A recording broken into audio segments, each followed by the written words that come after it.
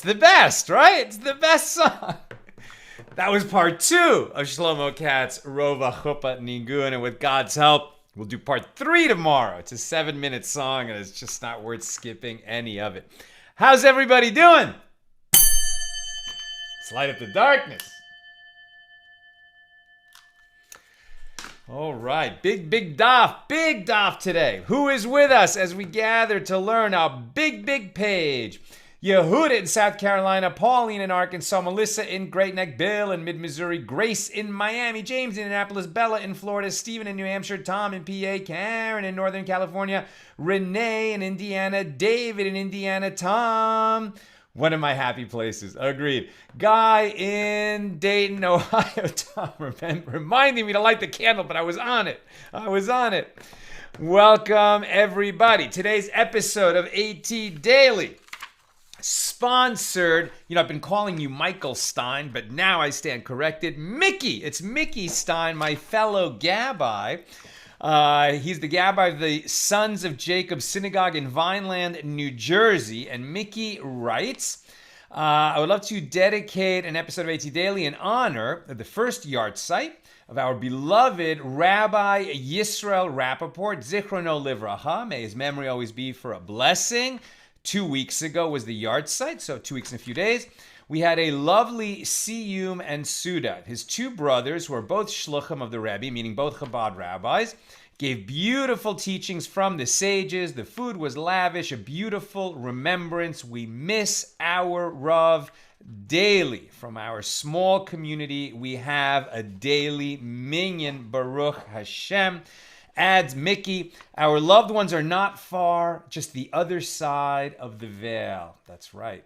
And when the windows are closed and the candles seem to flow in the breeze, it's coming from the other side of the veil. What a beautiful image. Did you catch that? Mickey is saying that when there's no breeze in the room, but the candle flickers, it's our ancestors, our predecessors, those who've gone on to the world of souls, kind of powering our world with their spirit. Mickey, may you and all your loved ones be showered in blessings. May Rabbi Rappaport's neshama, his soul, have a great aliyah and elevation in the world of souls. May our learning today accrue to his merit. Lift him up even higher if that's possible. And we say amen. Thank you for sponsoring our show and enabling us to share more Torah with more people around the world. We are holding on Daf Chaf Vav, page 26 today, here in Tractate Moed Katan, the laws of the intermediate days of the festivals, closely related to the laws of mourning. And today we'll be talking all about mourning, and specifically kriah, this idea that we tear a garment when somebody close to us dies, and then that requirement to tear a garment gets extended in some very interesting ways. This is a really big daf, literally. It's 2 full pages for each of the halves, the A side and the B side. So let's get into it and see how much of the page we can cover in our time together. We pick it up at the bottom of 25b. When Rabbi Tanchum Bar Chia passed away, every statue of the king, all the statues of the king were mutilated. When Rabbi Eliashiv passed away, 70 tunnels of thieves were dug in Nehardea, because as long as he was alive, there were no thieves in the town due to his merit, right? The merit of a great scholar who's also a righteous person, a tzaddik. Sort of his merit provides protection for the community in which he lives. And when they passed away, that protection was removed. When Rav Hamnuna passed away, hailstones fell from the sky. When Rabbah and Rav Yosef passed away, the tops of the bridges of the Euphrates collapsed and touched each other. When Abaye and Rava passed away, the tops of the bridges of the Tigris collapsed and touched each other. And when Rabbi Mecharshia passed away, the palm trees became laden with thorns, right? So this idea that even, inanimate objects mourn the passing of somebody who lights up the world with Torah learning. The Gemara returns to the subject of tearing garments in mourning. The sages taught the following baraisa. And these are the he keeps using rend and rent, right? Like rent, the noun of somebody who rended a garment. It's just a verb that we don't usually use, so I keep changing it to ripping or tearing, right? But these are the rents of mourning that may never be properly mended. One who tears his garment for the death of his father or for his mother. So we've seen that over and over again, right? Like above all, when we lose a mother or father, it's enhanced, extra mourning practices. We say Kaddish for them much longer. When we rip the garment, it has to be a real rip, and we never fix that rip in the garment, as opposed to other relatives for whom we would sit Shiva, a spouse, a sibling, or a child.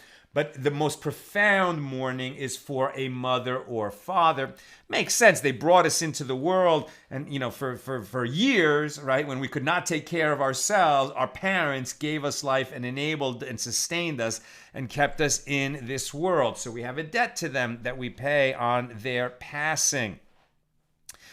Okay, so one never mends the tearing that you do in a garment when your mother or father passes away. But also you don't mend a rip when you tear your clothing for the teacher who taught you Torah, or for the Nasi, the head of the Sanhedrin, or for the president of the court, or upon hearing evil tidings. We're going to describe what that means. Obviously, it's not just any bad news. Or hearing God's name being blessed, which is a euphemism because they don't even want to write in the Gemara the idea that God's name would be the opposite of blessed, meaning a euphemism for somebody who curses God's name, God forbid. And if you hear that, you might have to rip your garment. Some of these laws apply still today, and some don't. So first, we're gonna explore all of these categories. Right now, it's just an overview.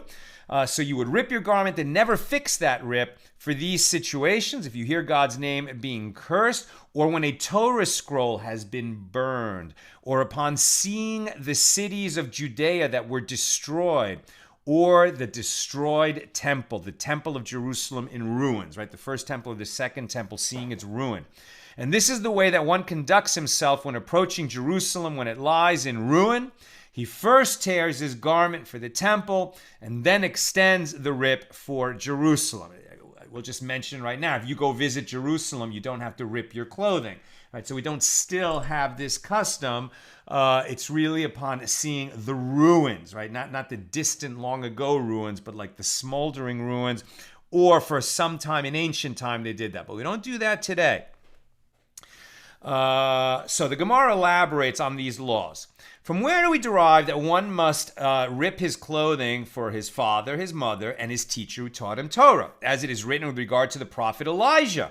When he ascended to heaven in a tempest, right, who was his apprentice? Elisha, who then became the next prophet of the generation after Elijah ascended. So Elisha saw it, and he saw Elijah never died. Elijah ascended, right, alive to heaven. And Elisha saw it, and he cried, my father, the chariots of Israel and their horsemen. And the Gemara interprets this verse as follows: my father. This comes to teach that one must tear his garments for the death of his father or mother. The chariots of Israel and their horsemen, this comes to include one's teacher who taught him Torah. And the Gemara asks, from where may it be inferred that this is referring to one's teacher? It says the chariots of Israel and their horsemen. Why does this refer to one's teacher of Torah?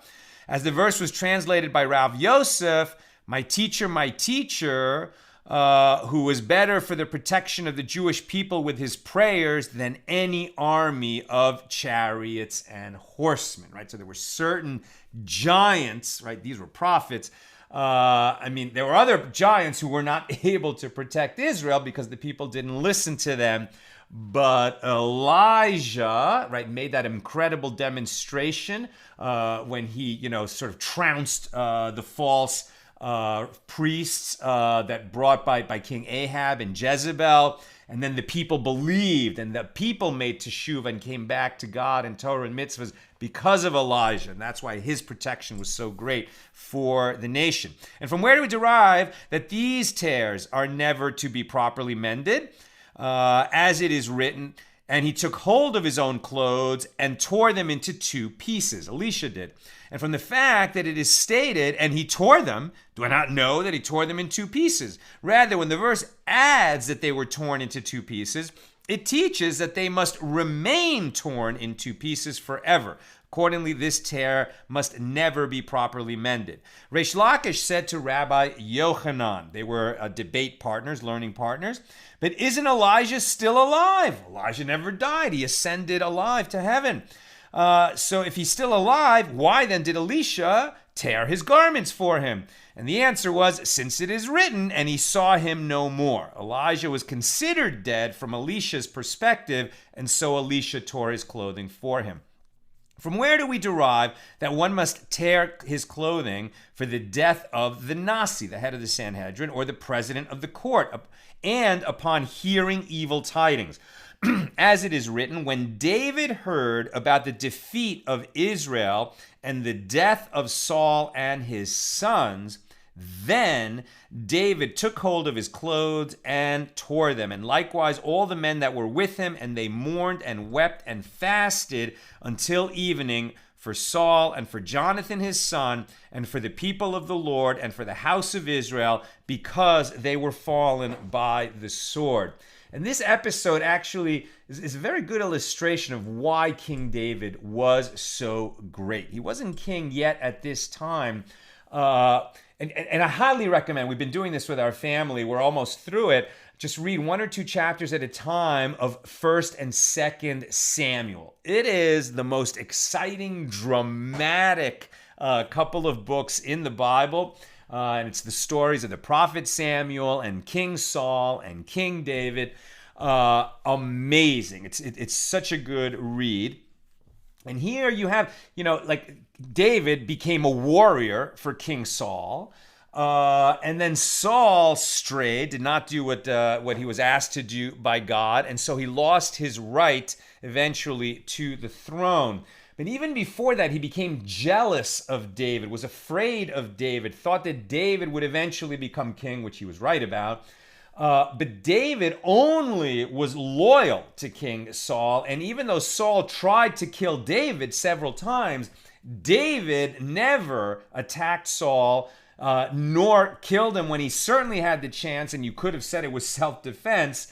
But he didn't do it. Why? Because Saul was an anointed king of Israel. David's love of God was so great that it extended to his love of Torah and to the love of anyone that God anointed, right? So even though Saul tried to kill David, David essentially didn't take it personally, didn't attack Saul, and mourned, really mourned, profoundly mourned when Saul was killed, even though that meant that David became king at that moment. But his grief was real over the death of Saul. And of course, Jonathan, Saul's son, who was a very close friend of David's. And the Gemara explains how the aforementioned laws are derived from the verse, right? So from this verse, we learn that you tear in two and you don't fix for these situations. Now, Saul, this is a reference to the Nasi. Saul was a king of Israel, but we sort of eventually, when there were no more kings of Israel, that authority was vested in the Nasi, the head of the Sanhedrin. Jonathan, this is a reference to the president of the court. He was the prince, right? But when there were no more kings and princes, so that authority goes to the president of the court. And for the people of the Lord and for the house of Israel, these are a reference to evil tidings. In other words, when you learn that the whole nation is imperiled, something terrible is happening to the Jewish people, then you might tear your garment. Rav Bar Shaba said to Rav Kahana, but perhaps you can say that one need not tear his clothing until all these calamities occur together, like what happened for David, that Saul was killed, Jonathan was killed, and the people suffered a terrible catastrophe. Maybe only then you tear your clothes. And so Rav Kahana answered him, the repetition of the word for Saul, for Jonathan, for the people of the Lord, divides the matter and teaches that each individual misfortune is sufficient cause to tear one's garments. So the Gemara asks, but do we actually tear our clothing upon hearing evil tidings? But didn't they say to Shmuel, the prophet Samuel, King Shapur killed 12,000 Jews in Mezigat Caesarea, and Samuel did not tear his clothing? That seems like a calamity that befell the Jewish people. But the Gemara answers, they said that one must tear his clothing upon hearing evil tidings only in a case where the calamity involved the majority of the community of Israel, and it resembles the incident that occurred when Saul was killed and the entire nation of Israel suffered a defeat. And so the Gemara tangentially asks, well, did King Shapur really kill Jews? But didn't King Shapur say to Samuel, I have a blessing coming to me, for I have never killed a Jew? And the Gemara answers, King Shapur of Persia never instigated the killing of Jews. There, however, they brought it upon themselves. As Rabbi Ami said, in an exaggerated manner, due to the noise of the harp strings of Mezigat Caesarea, the walls of Laodicea were breached. For the residents of the city celebrated when they rebelled against King Shapur, and because they rebelled against him and threatened his rule, he was forced to kill them. It's almost like apologetics for somebody who killed Jews, but this was an ill-advised rebellion, shall we say. Now, what is the halacha about ripping garments over bad tidings today? Upon hearing bad tidings, e.g., a large part of the community went out to war, one makes a tear that may never be mended, even if only a few people died or were taken captive. In addition, this tear may be tacked, sort of partially mended, only on the day following hearing the news. And this ruling is in accordance with the Baraisa and the Gemara's conclusion. So we still have this law on the books, but it's something that affects the majority of the Jewish people. The Gemara continues its analysis of the Baraisa. From where do we derive that one must tear his garments upon hearing God's name being blessed, which means that God's name was cursed? As it is written, with regard to the blasphemous words said by Rab Shakeh, then came Eliakim, the son of Hilkiah, who was over the household, and Shebna the scribe, and Joah the son of Asaph the recorder, to Hizkiah, King Hizkiah, with their clothes rent. Okay, so this episode is in 2nd Book of Kings, chapter 18. What's going on here is King Hizkiah was the king of Judah, right? And there was a different king in the northern kingdom of Israel, and they were attacked by Assyria. So I believe it was King Sennacherib of Assyria attacked. And he, would conquer the northern kingdom, and those are the 10 lost tribes of Israel. But he never conquered Judea. He didn't conquer Jerusalem.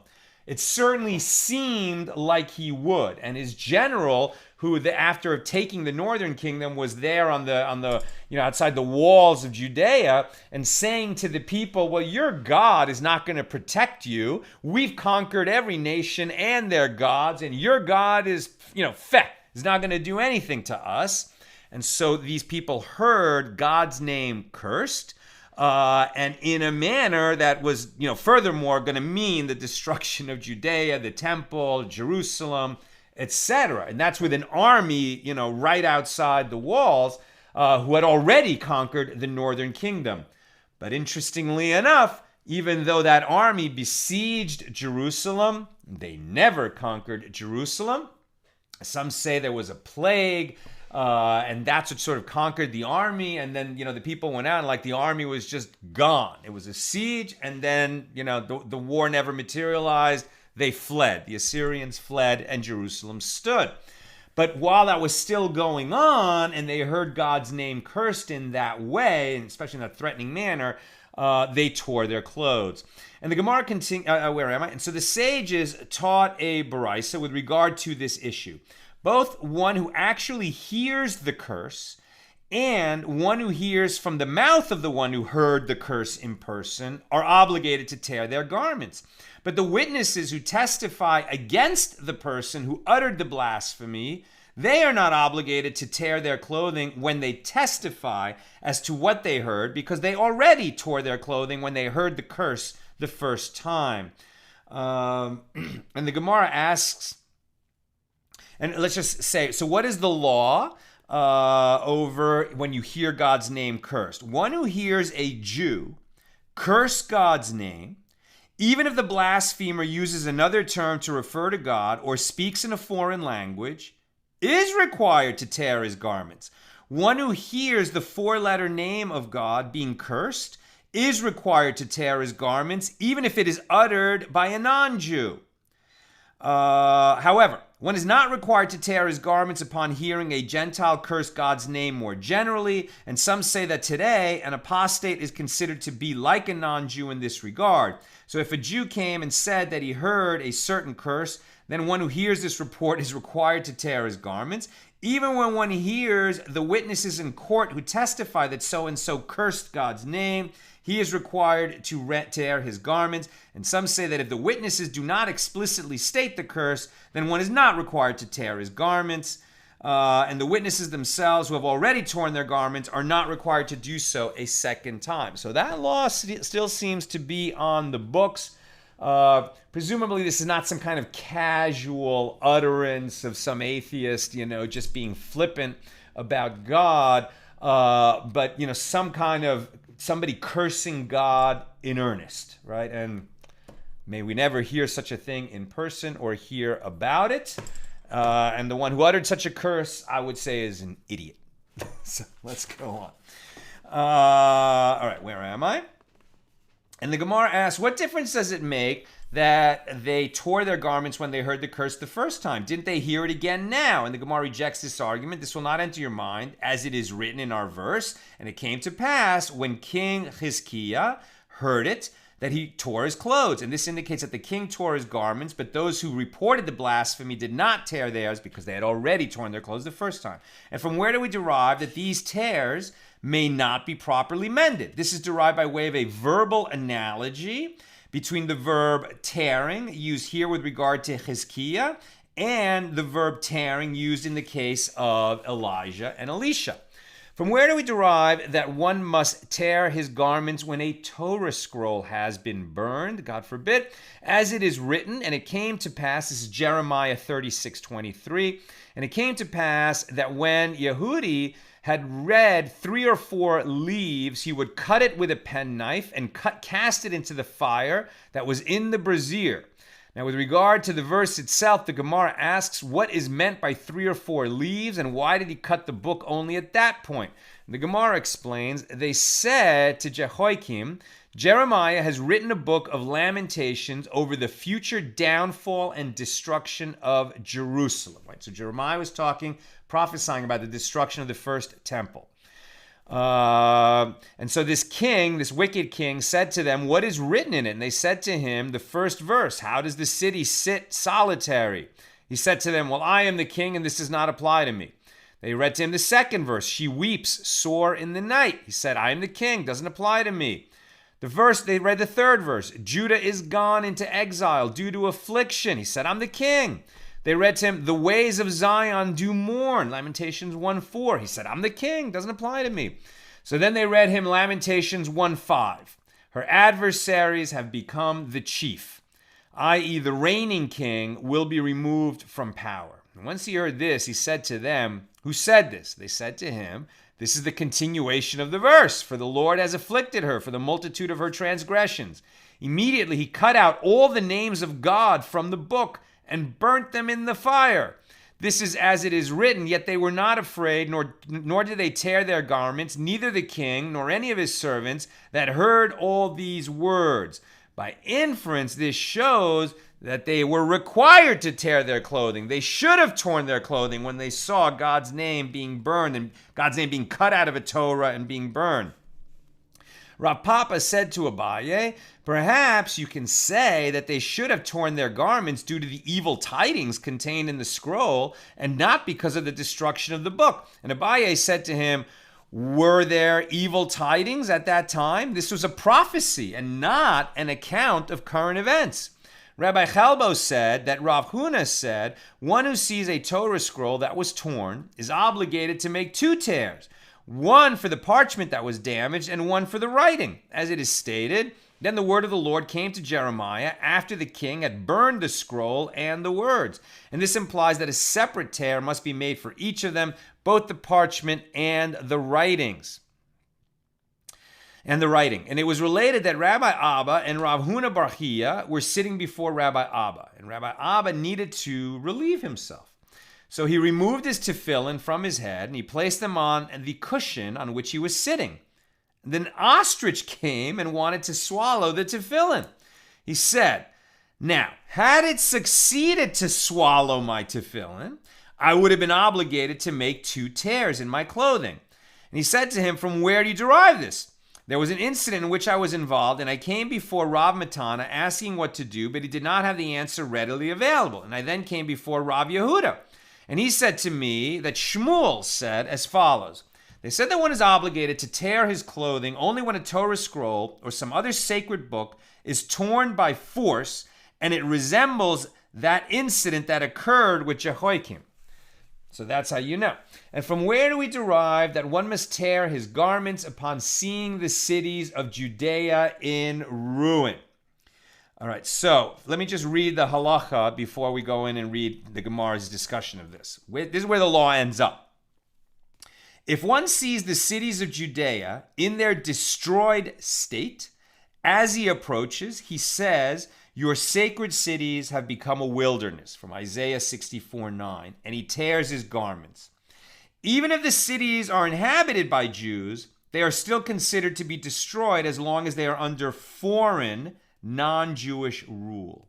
As one approaches Jerusalem and reaches Mount Scopus, Tzofim, he recites the verse, Zion has become a wilderness, Jerusalem a desolation, Isaiah 64:9, and he tears his garments. And some say that Tzofim refers to a specific place, while others understand it to be any place from which Jerusalem is visible. Practically speaking, since the area surrounding Jerusalem is built up, one does not tear his garments before seeing the walls of the old city. Afterward, when he sees the site where the temple stood, he says, our holy and our beautiful temple, where our fathers praised you, is burned with fire, and all our pleasant things are laid waste. And he tears his garments a second time. These tears should be at least 1 handbreadth in length. If one arrives from the east and sees the ruins of the temple first, then he should tear his garments over the temple and extend his tear over Jerusalem. Anyone who has not seen the destroyed cities or the ruins of the temple for 30 days must tear his garments again.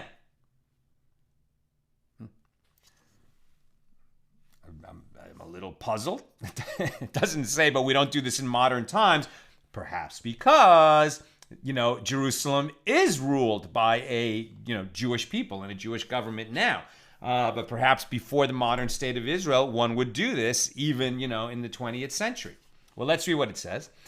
So from where do we derive that one must tear his garments upon seeing the cities of Judea in ruin? As it is written, there came certain men from Shechem, from Shiloh, and from Samaria, 80 people.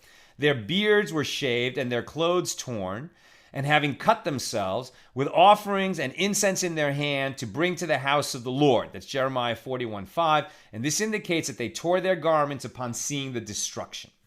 Rabbi Chelbo said that Ula Bir'ah said that Rabbi Elazar said, one who sees the cities of Judea in their desolation says your sacred cities are become a wilderness, and tears his garments. And one who sees Jerusalem in its desolation says Zion is a wilderness, Jerusalem a desolation, and then he tears his garments.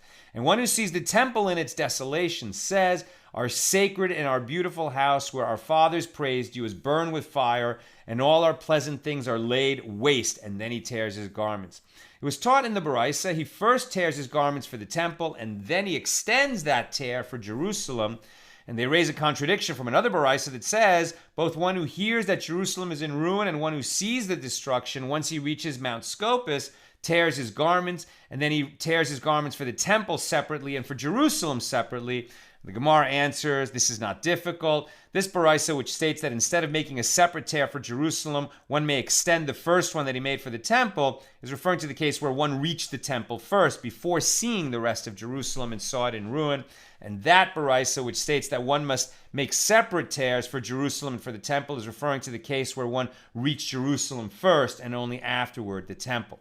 The sages taught the following baraisa, and all of these tears, one may tack them together with loose stitches, and hem them and gather them and fix them with imprecise ladder-like stitches, but one may not mend them with precise stitches. So you can fix your garment so that you could wear it, but never so that that tear will become largely not visible, right? You could wear that garment, but that tear should always remain and be a reminder of that desolation that you witnessed. Rav Chisda said, now we're on the B side of page 26, and the reference here is to the Alexandrian method of mending, a type of sewing performed in Alexandria, which is considered to be of exceptional quality, and after which the tear is no longer visible. We don't do that. And the sages taught the following baraisa: one who tears his garment in a place that had been loosely tacked together, or from the hem of the garment, or on the gathering, or on the ladder-like stitches, has not fulfilled his obligation to rip it. In other words, you had a garment that you tore, you made this partial repair of it, then later you saw something else that would cause you to tear your garment. You can't tear that original tear that you made for a profound loss and then never fix because that was the law. And now later you need to tear your garment again for some other profound loss. You're not going to just, make that first tear sort of back and just undo its loose stitches. You need to do it in a different place in the garment. Of course, that makes sense. And Rav Chisda said, and here too, the reference is to the Alexandrian method of mending and not to ordinary sewing. The sages taught another baraisa: one is permitted to turn a garment that was ripped on the upper edge upside down and then mend it in a precise fashion. Rabbi Shimon ben Elazar prohibits careful mending in this case as well. And if one wishes to sell a garment that he had previously torn in mourning, just as the seller who had torn the garment is prohibited from carefully mending the garment, so too the buyer who purchases it from him is prohibited from mending it, right? So it travels with the garment. Even if you sell the garment, a garment torn over profound loss is not to be repaired with a full repair that makes the tear almost not visible. The seller must therefore inform the buyer that the tear was made on account of mourning and that it may not be mended. The sages taught a baraisa: the initial ripping is a handbreadth in length. This much is a handbreadth, and the tear has to be at least that long. The initial ripping is a handbreadth in length, and the extension, if one is obligated to tear his garment for another deceased relative, and he wishes to use the same tear for this purpose, is 3 finger breadths, right? So you've already torn a garment for one loss, and then later you lose another relative, and you want to extend that rip so that you're really ripping the garment, but you're further ripping from the place of the first rip, so the extension is at least 3 finger breadths. This is the statement of Rabbi Meir. Rabbi Yehuda says the initial tearing is 3 finger breadths in length, and the extension is any amount. Ula said the law is in accordance with the opinion of Rabbi Meir, that the initial ripping is 1 handbreadth in length, and the law is in accordance with the opinion of Rabbi Yehuda, that an extension can be any length. The Gemara comments, and that is also taught in a baraisa that Rabbi Yosei says, the initial ripping is 1 handbreadth, and the size of the extension is any minimal amount. And by tradition, the law is in accordance with the opinion of Rabbi Yosei. When he disagrees with any of his colleagues, we always follow Rabbi Yosei.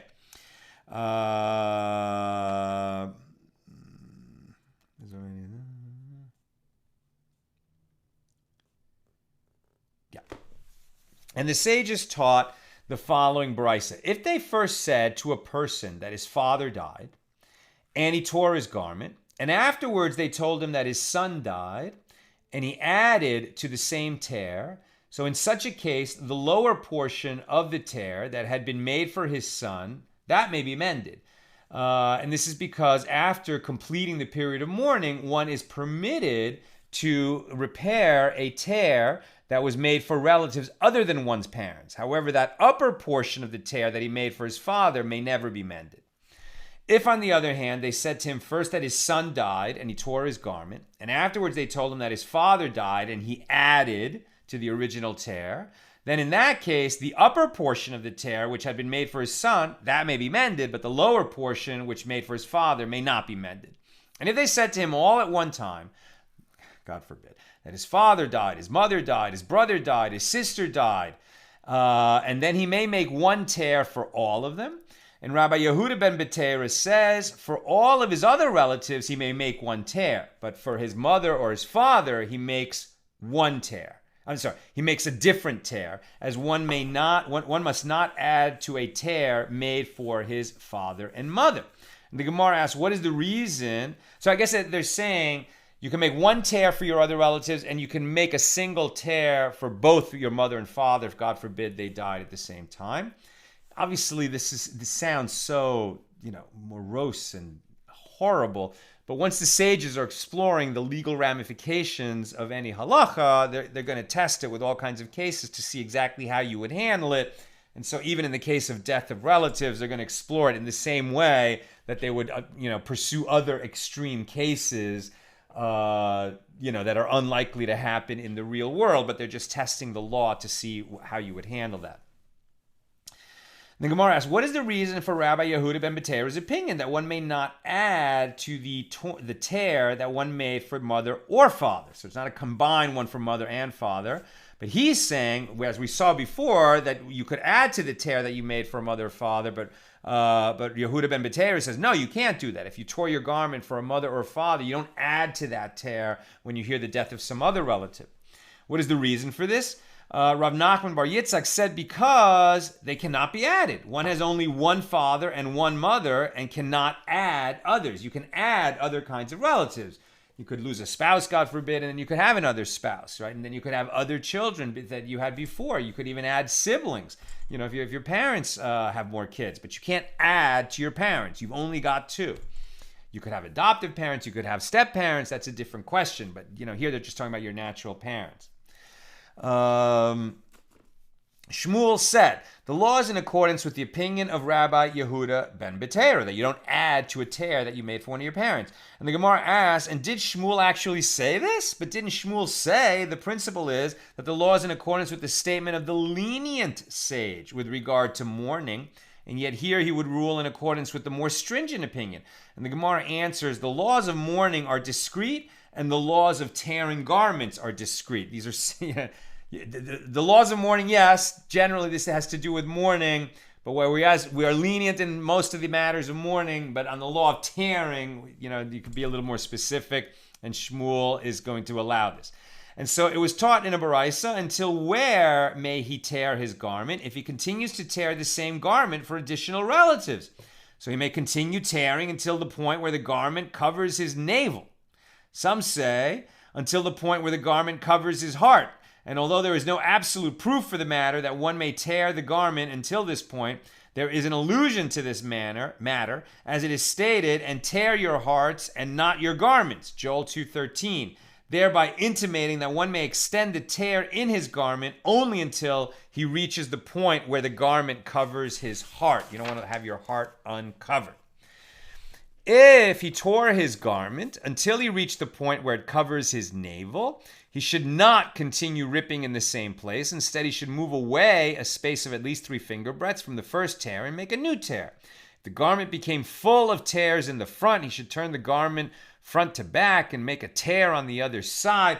This is all unimaginable to us, right? Normally, you would just retire any garment that you tore for the death of a relative. But we live in a time where any person owns lots of, different garments. Back in ancient times, it was not so atypical for a person of very modest means to really only have the clothes on his back. And if he lost relatives, he would make tears in that garment. If it became full of tears above, he should turn it top to bottom and make a tear on what used to be the bottom. But one who tears his garment at the bottom or at the sides has not fulfilled his obligation. You have to tear it near the opening for your head.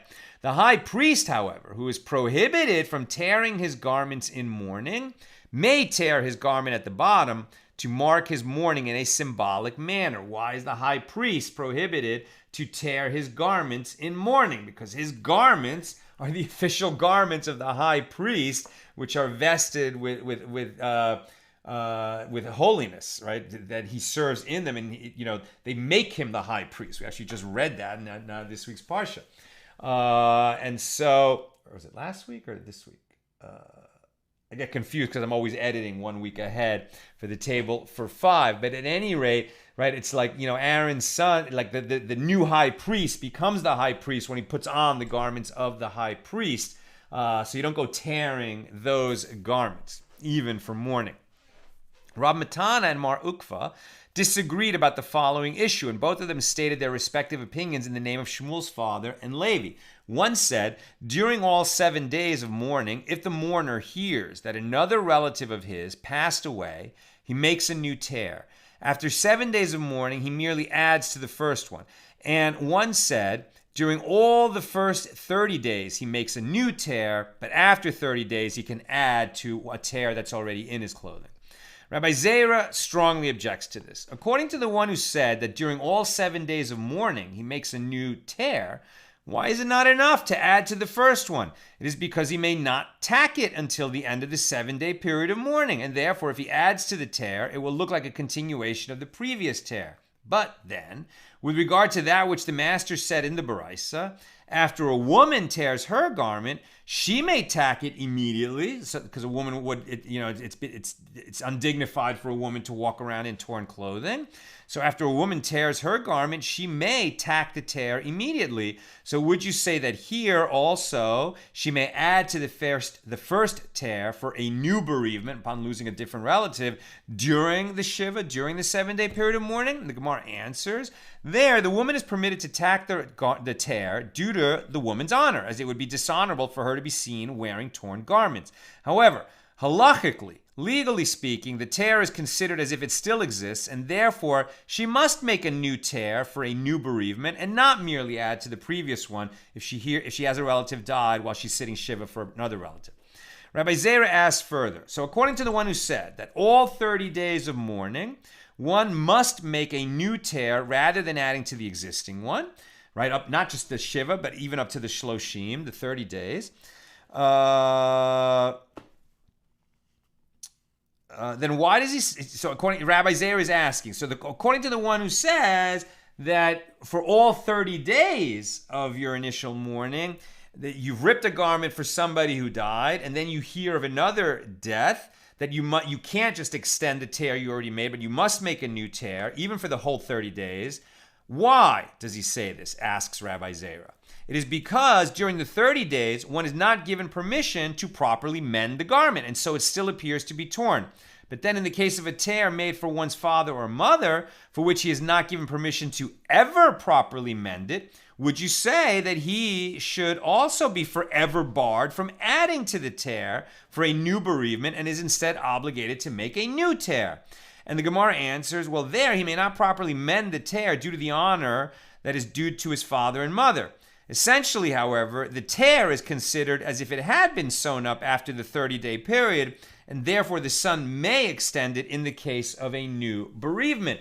The sages taught the following Baraisa.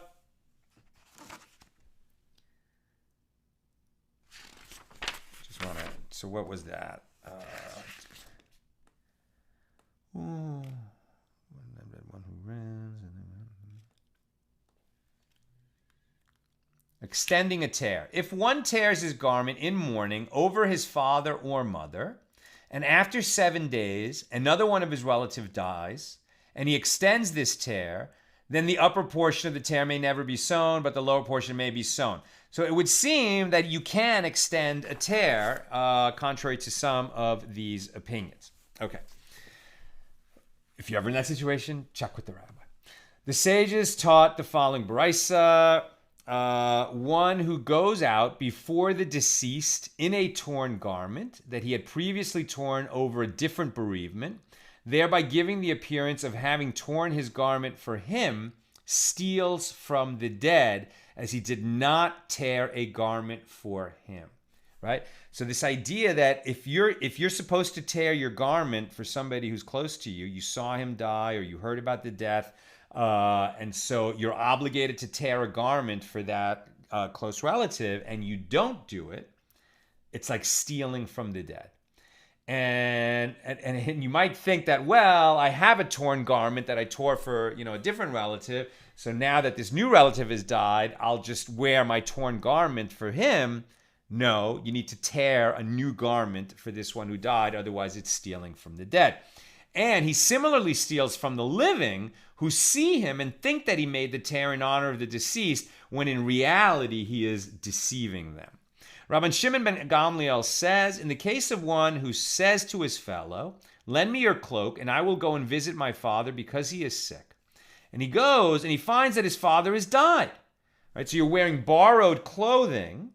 You go see your father because he's ill, and then the father dies, or you found out that he has just died.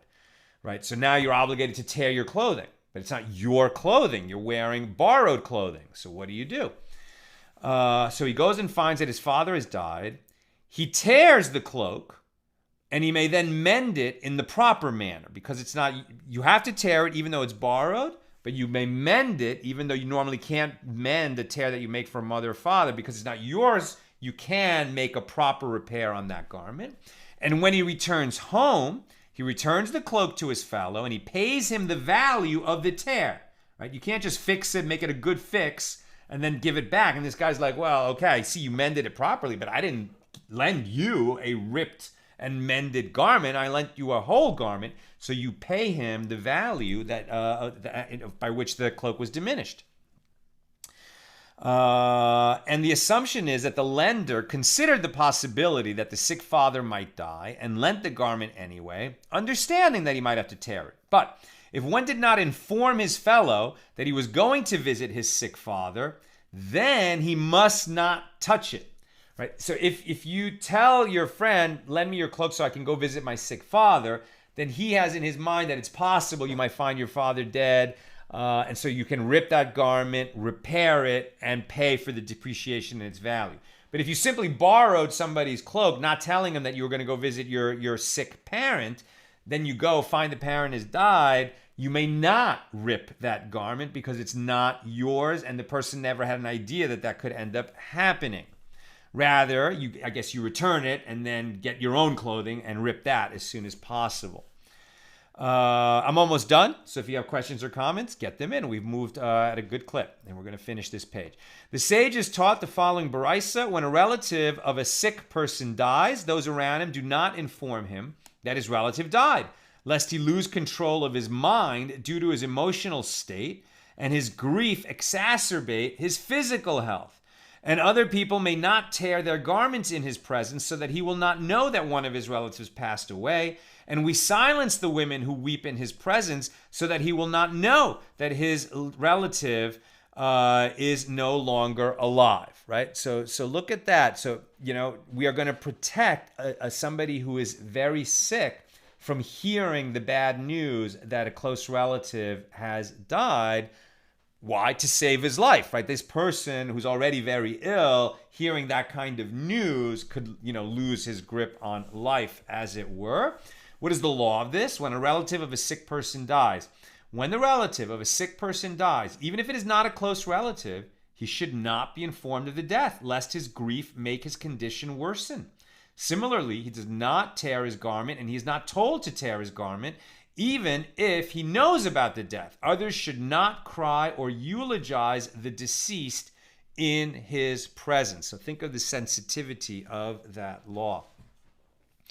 And the relatives tear the garment of a minor child when there is mourning in his family in order to arouse grief, right? Minors are not obligated in most laws, so they wouldn't be obligated in this one.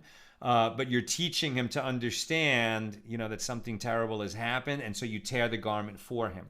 Although a minor is not required to rend his garments, this will add to the grief of those who see that even the garments of children are torn.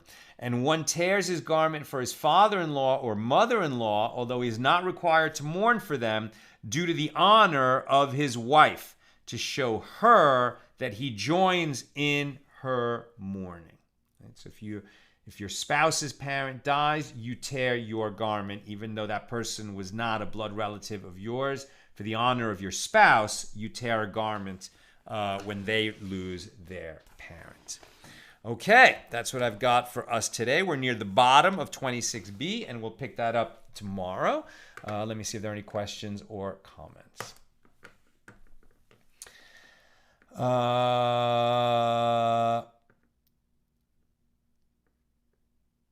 So Nina's telling me, when I went to Israel with JWI, there was talk about bringing an old shirt to rip on our first visit to the Kotel. That's right, the wall, the Western Wall. So it is still a thing. I'm just so ignorant. I really feel so stupid that I didn't know that. I need to research this law a little bit more thoroughly. Okay, so Nina, let's get I'm sure there's an article about this on Esher Chabad, and let's share it on the page. That when you go to Jerusalem and when you see the Temple Mount, where the temple no longer stands, but we know that it once stood there, apparently there is tearing the garment and maybe uttering one of these statements. I've been to Israel 4 times. How did I not know that? I feel so stupid. All right. Sharon, I remember my parents' rabbi, the rabbi of my youth, explaining it to me as follows. As difficult as it sounds, a child, a spouse, or a sibling can be replaced, but one can never replace a parent, right? So why is the mourning so much more profound for a parent? There you go. Thank you, Sharon. Renee, word clarification, brazier versus, brazier is how you pronounce it. Thank you. A brazier versus a brazier. A brazier, or brazier. Oh, a brazier. That's how you pronounce it. Okay. Brazier, which I was pronouncing brazier, like a woman's brazier, which is spelled Brassiere. But a brazier is like a grill, okay? Spelled Brazier. That's pronounced brazier. Oh, thank you, Renee. Sharon, despite Saul seeking to kill David, he was still God's anointed king and the father of both his wife Michal and his beloved friend Jonathan, right? So that was another reason that David would honor Saul, but especially that it was God's anointed king and that he pledged allegiance, right? He pledged allegiance to the king, to Israel. And this idea, I told this story. There's really not time to tell the whole story, but there's this wonderful definition from Rabbi Levi Yitzhak of Berdichev. Who is one that loves God? It's a person who celebrates the success of others. Right? When you hear that somebody else was successful and you get pleasure from that rather than jealousy, then you are a person who loves God. And it makes sense, right? Because God gave to all the creatures what they were allotted.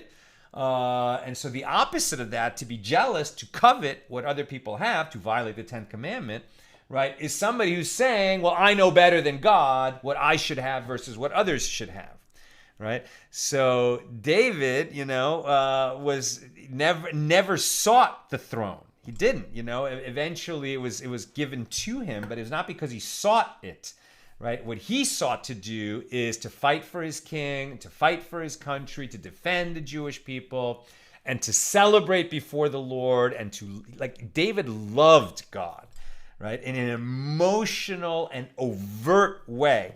I'm always telling you, how do you fulfill that commandment to love God? I mean, absolutely give charity, do mitzvahs, learn Torah, all these ways of showing that you love God, but don't overlook literally saying, I love you, God, right? Like that, the more often you say that, the more it creates love in your heart for God. And David was definitely somebody who had just like an overflowing love of God. And we still say, we invoke David's merits so often. And who is going to be the Mashiach? It's a son of David, right? It's a descendant of David. It's always mentioned that the Redeemer of the world is a direct descendant of King David. And finally, Sharon says, at what point was the kriah changed to a ribbon or a necktie instead of a garment? You know, I know that some people do that. That they'll put on this black ribbon at a funeral and then they rip that rather than the garment. I gotta say, in a traditional, Orthodox Jewish context, I've never seen that black ribbon. So that's all I know about it. Like in the Orthodox world, I've just never seen that black ribbon come into play. I've seen like clothes, and when it's like for profound loss, like a real rip, not a little tear. And when my grandmother died, and my mother tore our clothing, and it's like that's the way it was. Now maybe there's this idea that at the funeral, maybe you're not still wearing the clothes that you tore at the time of death. Maybe it has something to do with that. But I don't know the answer to your question.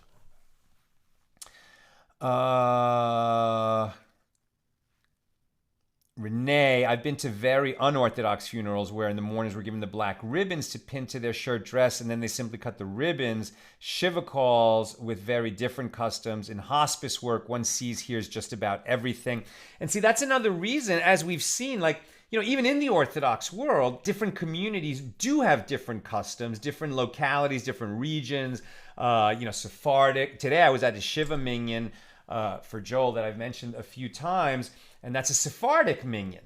Right? And today's Monday, so there was Torah reading, and it was a Sephardic minyan. So it was like the big Torah encased in like the wooden cover and covered with silver plate, and the Torah stands vertically. That's just one of the differences in a Sephardic minyan. They have duchening, where the Kohen in the room will bless the other people. They do that every day in daily minyan. And then some of the funeral customs are definitely different in the Sephardic world versus Ashkenaz. So it's like that's why you really want to consult with your rabbi. God forbid, you're ever in a bereaved state.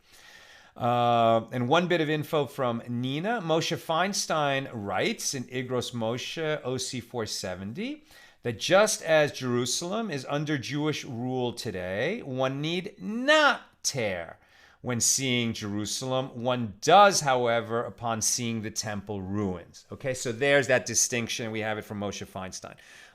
It's really like the biggest Torah light in the last century. That you don't tear your clothing for Jerusalem, even though it's not Jerusalem as it was, right, in times of ancient Israel, but you do tear for the Temple Mount. So since I have not done that, with God's help, I will merit to return to Jerusalem, to see the Temple Mount, and to tear clothing when I get there. That's what I've got for us today, and with God's help, we'll be together again tomorrow for page 27. That's Tuesday. Wednesday's 28, Thursday is page 29, and that's the last page of this tractate. So with God's help, we'll have a siyum and celebrate the completion of tractate Moed Katan on Thursday at our regular time. It's a real short page, so just have a little bit of a reading. Open tractate Chagiga, which is the next one, and we'll drink a l'chaim and make a bracha over that, and maybe over some mizonos, something made from a grain product. So let's plan on celebrating together a siyum on Thursday night. Have a great night.